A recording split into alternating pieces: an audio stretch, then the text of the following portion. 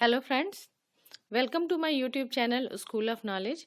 आज मैं आपके लिए जीव विज्ञान विषय की पाठ योजना लेकर आई हूं, जिसका प्रकरण है रुधिर वर्ग।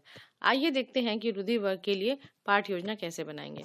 इसके लिए सबसे पहले हम लिखेंगे पाठ योजना संख्या, फिर लिखेंगे छात्राध्यापिका का नाम, फिर लिखेंगे विद्यालय का नाम।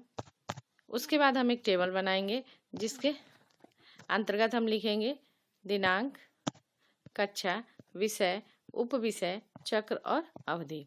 ठीक है। उसके बाद नंबर आता है प्रकरण का, तो प्रकरण हमारा है रुधिर वर्ग। उसके बाद प्रकरण लिखने के बाद हमारा नंबर आता है उद्देश्य लिखने का।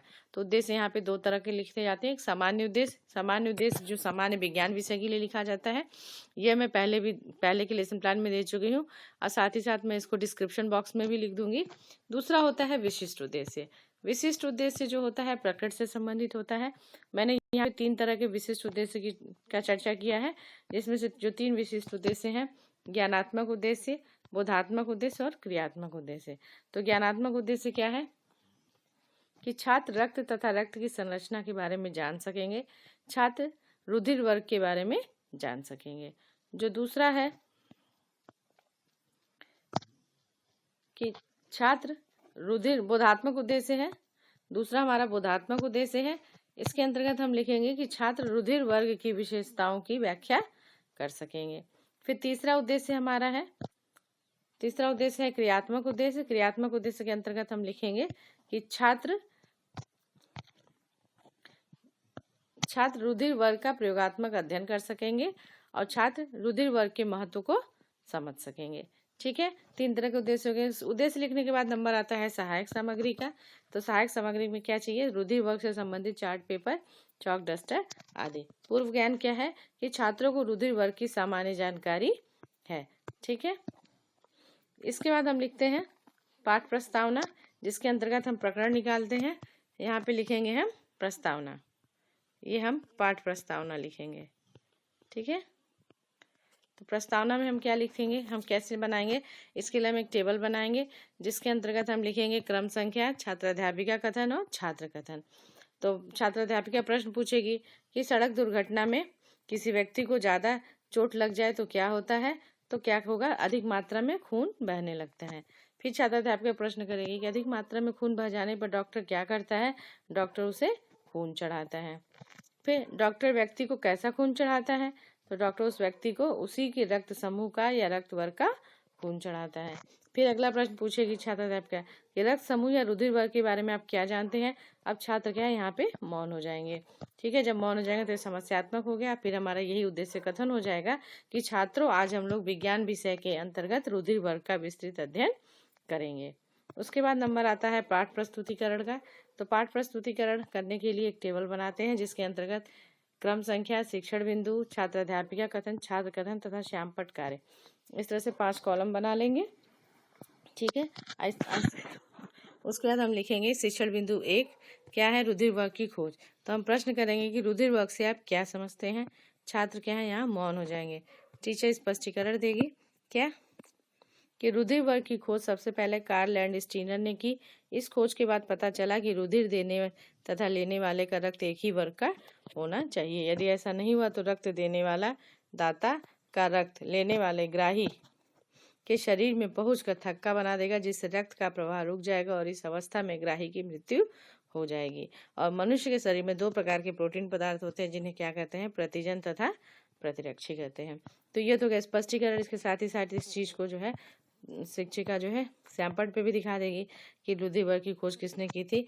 लैंडस्टीनर ने की थी। रक्त देने वाला दाता हो गया, और रक्त ग्रहण करने वाले को क्या बोलते हैं? ग्राही बोलते हैं। ठीक है। उसके बाद इससे रिलेटेड बोधात्मक प्रश्न पूछ लेंगे कि रुधिर वर्ग की खोज किसने की? तो छात्र क्या जवाब देंगे कि कार्ल लैंडस्टीनर ने की। फिर दूसरा प्रश्न कि रक्त देने वाले को क्या कहते हैं? तो उत्तर हो जाएगा उसको दाता कहते हैं।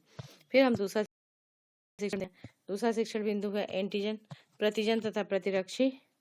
तो छात्राध्यापिका प्रश्न पूछती है कि प्रतिजन तथा प्रतिरक्षी से आप क्या समझते हैं? छात्र क्या यहाँ मौन हो जाएंगे। तो छात्राध्यापिका क्या करेगी? स्पष्टीकरण देगी कि प्रतिजन क्या है? ये लाल रुधिर कणिकाओं की जीवकला की बाहरी सतह पर स्थिर होते हैं। ये 2 प्रकार के होते हैं। ठीक है। ये बाहरी सतह पर स्थित होते हैं और 2 प्रकार के होते हैं, कैपिटल ए और कैपिटल बी। अब प्रतिरक्षी क्या होते हैं? ये रुधिर के प्लाज्मा में पाए जाते हैं। ये भी 2 प्रकार के होते हैं।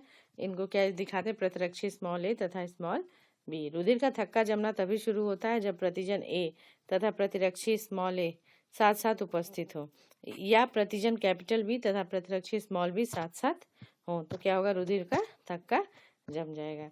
तो लिख दिया, इनके साथ होने से रक्त कोशिकाएं बंध जाती हैं और रक्त का प्रवाह रुक जाता है, जिससे ग्राही की मृत्यु हो जाती है। तो ये स्पष्टीकरण हो गया। स्पष्टीकरण जब हो गया तो उसके बाद इससे रिलेटेड जो है श्यामपट्ट कार्य पे दिखा दिया इधर कि दिखा दिया एंटीजन 2 तरह के हो गए, कैपिटल ए कैपिटल बी, प्रतिरक्षी 2 तरह के हो गए, स्मॉल ए स्मॉल बी।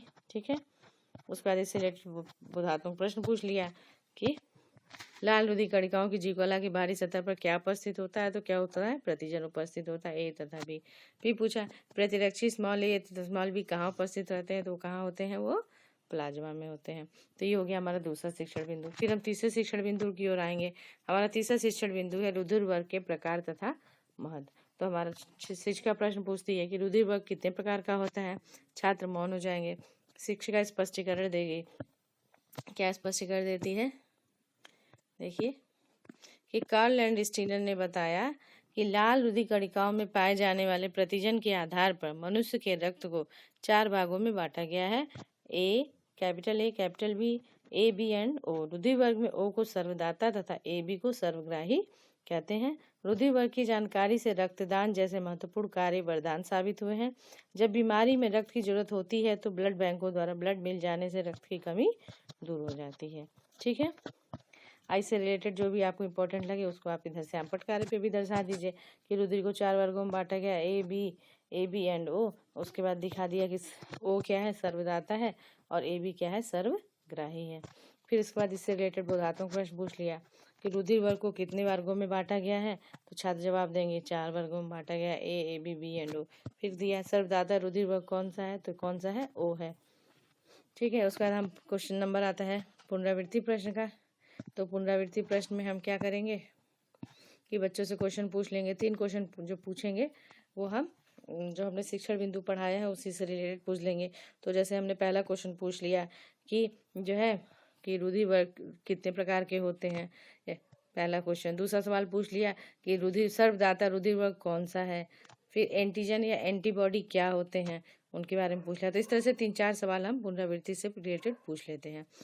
ठीक है, तो हम भी पुनरावृत्ति से प्रश्न पूछ लेंगे। उसके बाद नंबर आता है श्यामपट्ट सारांश का। तो हम श्यामपट्ट सारांश में भी बच्चों को दिखा देंगे कि श्यामपट्ट सारांश में क्या होगा। तो उसमें हमने क्या लिख दिया कि रुधिर वर्ग जो है कि खोज करता है, हमने शॉर्टकट में लिख दिया श्यामपट्ट। ये पूरा आपका जो है ये श्यामपट्ट है। ठीक है, ये श्यामपट्ट सारांश है। तो श्यामपट्ट सारांश में हमने क्या लिख दिया कि रुधिर वर्ग के खोजकर्ता कौन है, लैंडस्टीनर है। प्रतिजन क्या है, कैपिटल ए कैपिटल बी, प्रतिरक्षी क्या है, स्मॉल ए स्मॉल बी।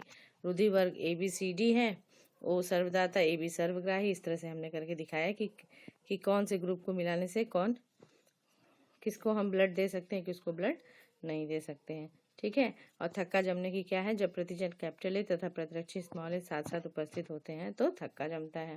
तो ये था हमारा श्यामपट्ट सारांश। उसके बाद श्यामपट्ट सारांश के बाद नंबर आता है गृह कार्य का।